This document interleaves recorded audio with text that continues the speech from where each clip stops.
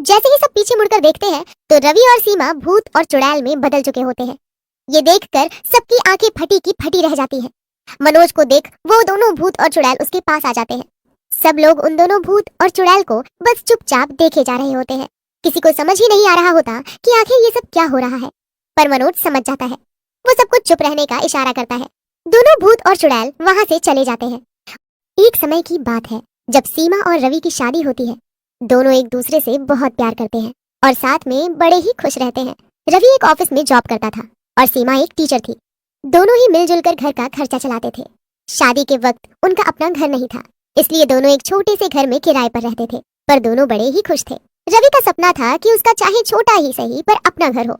वो दोनों दिन रात अपने घर के लिए पैसे जमा कर रहे थे। एक दिन जब सीमा का जन्मदिन होता है तो दोनों बाहर खाना खाने जाते हैं। खाना खाने के बाद वो मार्केट में घूम रहे होते हैं। सीमा एक दुकान के सामने खड़ी होती है और एक सुंदर सी ड्रेस पर उसका ध्यान जाता है। क्या हुआ सीमा, क्या देख रही हो? नहीं नहीं कुछ नहीं। लगता है तुमको ये ड्रेस पसंद है। हाँ हाँ पसंद तो है, पर क्या कर सकते हैं, खरीदने के लिए इतने पैसे भी तो हों। हाँ सच बात है। खैर तुम उदास मत हो। आज तुम्हारा जन्मदिन बेशक से कुछ खास ना रहा हो, पर हमारी पहली एनिवर्सरी देखना मैं कैसे धूमधाम से मनाऊंगा और तुमको इससे भी सुंदर ड्रेस दिलवाऊंगा। सीमा ये सुनकर बड़ी खुश हो जाती है कि उसका पति उसकी खुशी के लिए कितना सोचता है। दोनों एक दूसरे को देखकर मुस्कुराते हैं और घर चले आते हैं। सीमा और रवि सुख शांति से अपना जीवन गुजार रहे होते हैं। दिन रात वो अच्छे से काम भी कर रहे होते हैं ताकि वो अच्छे खासे पैसे जमा कर सके। एक दिन जब रवि ऑफिस से आता है तो वो बड़ा ही खुश होता है। सीमा, सीमा जल्दी आओ, कहाँ हो तुम? हाँ हाँ आ गई, कैसे शोर मचा रखा है। अरे भाई बात ही कुछ ऐसी है, मेरा प्रमोशन हो गया, मेरी सैलरी अब 3 गुना ज्यादा हो गई है। ये सुनकर तो सीमा की खुशी का कोई ठिकाना ही नहीं होता। वो इतनी खुश होती है कि खुशी से उसकी आंखों में आंसू आ जाते हैं। मैं आपके लिए बड़ी खुश हूँ। आप दिन रात मेहनत कर रहे थे और देखो आपकी मेहनत काम आई। मेहनत तो हमेशा काम आती है। और हाँ, एक और खुशखबरी। अब क्या? मुझे कंपनी ने नया घर दिया है, तो अब हम इस किराए के घर में नहीं रहेंगे। रवि और सीमा नए घर में शिफ्ट हो जाते हैं। वो अच्छे से दोनों कमाकर अच्छी जिंदगी जी रहे होते हैं और पता ही नहीं चलता कि कब उनकी शादी को 1 साल होने आया। एक दिन रवि ऑफिस से आते वक्त यही सोच रहा होता है कि अब उन दोनों की एनिवर्सरी आने वाली है। कुछ दिन बाद हमारी एनिवर्सरी है। मैंने सीमा से वादा किया था कि हम अपनी पहली एनिवर्सरी बड़ी धूमधाम से मनाएंगे। अब मुझे एनिवर्सरी की अच्छे से तैयारी करनी चाहिए और मैं सीमा को कुछ नहीं बताऊंगा। जब उसे ये सरप्राइज मिलेगा तो वो बड़ी खुश होगी। बस फिर रवि एनिवर्सरी की तैयारियों में लग जाता है। सीमा को तो लगता है कि रवि उनकी एनिवर्सरी और उसे किया वादा दोनों ही भूल गया है। अब उनकी एनिवर्सरी भी आ जाती है।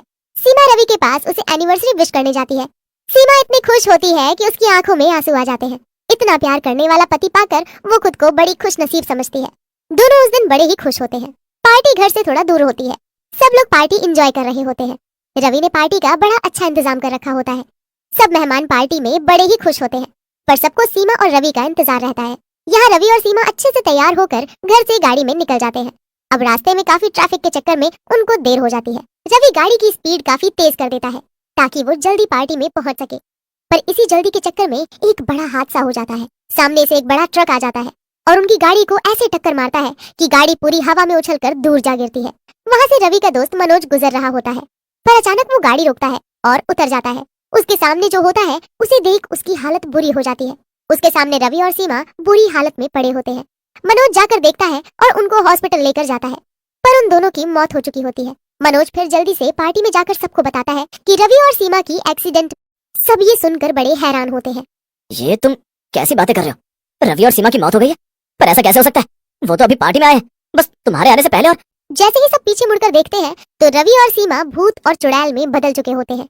ये देखकर सबकी आंखें फटी की फटी रह जाती हैं। मनोज को देख वो दोनों भूत और चुड़ैल उसके पास आ जाते हैं।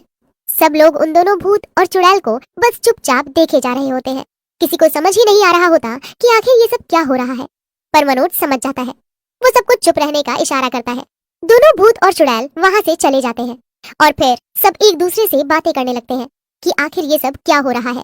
सब शांत रहो, मैं बताता हूँ आखिर चक्कर क्या है। रवि और सीमा इस दुनिया में नहीं रहे, पर एक्सीडेंट के बाद वो मर चुके हैं। ये उनको खुद नहीं पता। शायद जो उनके बीच का प्यार और अपनी पहली एनिवर्सरी मनाने का सपना उनको अभी भी मरने नहीं दे रहा। मुझे तो यकीन ही नहीं हो रहा कि ये दोनों इस दुनिया में नहीं रहे। मैं जाकर अभी उनको बताती हूँ। नहीं नहीं, कोई उनको नहीं बताएगा, वरना उनकी आत्मा को शांति नहीं मिलेगी। उनको अपना सपना पूरा करने दो, उसके बाद हम उनको ये सच बताएंगे। अभी हमें ऐसा रहना होगा जैसे वो दोनों कोई भूत चुड़ैल नहीं बल्कि रवि और सीमा ही हैं। इतने में दूर से सीमा और रवि भूत और चुड़ैल के रूप में सभी को आवाज देकर बुलाते हैं। सब लोग बड़े दुखी होते हैं, पर उन दोनों की खुशी के लिए अपने चेहरे पर झूठी मुस्कुराहट लेकर जाते हैं। चलो दोनों केक काटो, फिर हमें बहुत डांस भी करना है और आज तो हमें बहुत एंजॉय करना है। हाँ हाँ, पर उससे पहले मैं कुछ कहना चाहती हूँ। मैं सच में बड़ी खुशनसीब हूँ जो मुझे रवि जैसे पति मिले। इन्होंने मेरी खुशी और मेरे सपनों को पूरा करने के लिए बहुत मेहनत की है और आज बिल्कुल वैसी ही एनिवर्सरी पार्टी दी जैसे कि मेरा सपना था। दोनों की बातें सुनकर सब भावुक हो जाते हैं। सबको दुख होता है कि दो लोग इतना प्यार करने वाले इस दुनिया में नहीं रहे। दोनों अपनी एनिवर्सरी जीते जी नहीं मना पा रहे और इस बात की उनको कोई खबर भी नहीं है। चुड़ैल और भूत एक दूसरे को देखते हैं, सब उनको विश करते हैं और उनके लिए बड़े खुश होते हैं। सालगिरह की बहुत बहुत मुबारक हो। आपका बहुत बहुत धन्यवाद। सब कुछ ऐसे ही चल रहा होता है कि तभी वहाँ एक पुलिस वाला आता है। अरे मनोज कौन है यहाँ? अब रवि और सीमा की डेड बॉडी हॉस्पिटल ऐसे छोड़कर कैसे आ गए? कैसे रिश्तेदार हैं आप लोग जो अपने घर के सदस्य के मरने के बाद ऐसी पार्टी कर रहे हैं? जी वो प्लीज अभी कुछ मत बोलिए, मैं ही मनोज हूँ और मैं आपसे बाहर चलकर बात करता हूँ। अच्छा तो तुम ही हो मनोज, यहाँ बात करने में क्या दिक्कत है? और एक बात बताओ, ये एक्सीडेंट की गाड़ी बाहर कैसे आई? आखिर चक्कर क्या है ये सब बातें भीड़ के पीछे खड़े रवि और सीमा सुन रहे थे। ये पुलिस वाले क्या बोल रहे हैं? हम दोनों तो यहाँ हैं, फिर ये ऐसे क्यों बोल रहे हैं जैसे हम उस एक्सीडेंट में मर गए हों? क्योंकि सच में हम मर चुके हैं सीमा। ये सब क्या बोल रहे हो तुम? जब हमारा एक्सीडेंट हुआ तभी हमारी मौत हो गई थी और हम दोनों भूत चुड़ैल बन गए। जब तुम ऐसे बिहेव करने लगी कि तुम्हें कुछ पता ही नहीं तो मैं भी चुप रहा, पर मैं तो जानता था कि हम मर चुके हैं। मैं तुम्हारी एनिवर्सरी मनाने की इच्छा को पूरा करना चाहता था, इसीलिए तुमको यहाँ ले आया।